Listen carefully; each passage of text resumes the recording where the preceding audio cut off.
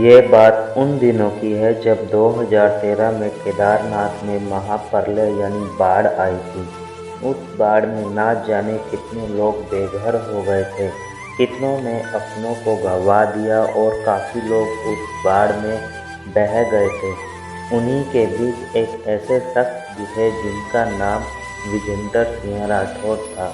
यह कहानी अजमेर के निवासी विजेंद्र सिंह राठौर और उनकी धर्मपत्नी लीला पर आधारित है। 2013 में लीला ने अपने पति विजेंद्र सिंह राठौर से आग्रह किया कि वह 4 धाम की यात्रा करना चाहती है।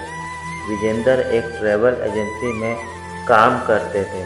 इसी दौरान ट्रैवल एजेंसी का एक टूर केदारनाथ यात्रा जाने के लिए निश्चित हुआ और ये बात विजेंद्र सिंह राठौर ने अपनी धर्मपत्नी लीला से कही और दोनों ही केदारनाथ जा पहुँचे।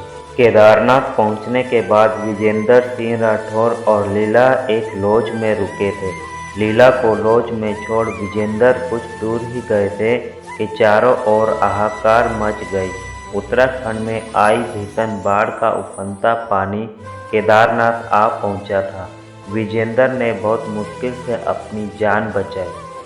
चारों तरफ मौत का तांडव और उफनते हुए पानी का वेग शांत हुआ तो विजेंद्र बदहाल होकर उस लॉज की ओर दौड़े जहां वह लीला को छोड़कर आए थे। परंतु वहां पहुंचकर जो नज़ारा दिखा वह दिल दहला देने वाला था। सब कुछ बह चुका था। प्रकृति के इस तांडव के आगे वहां मौजूद हर इंसान बेबस दिख रहा था। तो क्या लीला भी नहीं नहीं ऐसा नहीं हो सकता। विजेंद्र ने अपने मन को समझाया, वह जीवित है। विजेंद्र का मन कह रहा था, इतने वर्षों का साथ पल भर में तो नहीं छूट सकता। परंतु आसपास कहीं भी जीवन दिखाई नहीं दे रहा था। चारों ओर मौत तांडव कर रही थी। लाशें बिखरी हुई थी। किसी का बेटा, किसी का भाई, किसी के माता पिता तो किसी का पति बाढ़ के पानी में बह गया था। ये सब देखकर विजेंद्र सिंह राठौर का मन बहुत ही छोटा हो गया। लेकिन विजेंद्र के पास लीला की एक तस्वीर थी जो हर समय उसके पर्स में रहती थी। अगले कुछ दिन वह घटनास्थल पर हाथ में तस्वीर लिए घूमता रहा। हर किसी से पूछता, भाई इसे कहीं देखा है? और जवाब एक ही मिलता, नहीं। एक विश्वास था जिसने विजेंद्र को यह स्वीकारने से रोक रखा था कि लीला यानी उनकी धर्मपत्नी इस दुनिया में नहीं है। 2 हफ्ते बीत चुके थे। राहत कार्य जोरों से चल रहा था। इसी दरमियान उसे फौज के कुछ अफसर भी मिले।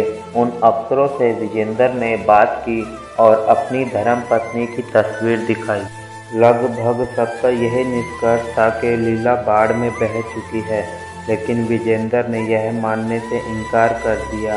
विजेंद्र ने घर में फ़ोन मिलाकर अपने बच्चों को इस हादसे के बारे में सूचित किया। बच्चे इस अनहोनी के डर से घबराए हुए थे। रोती बिलखती बेटियों ने पूछा कि क्या अब मां नहीं रही? तो विजेंद्र ने उसे जोर से फटकार दिया और कहा, वह जिंदा है।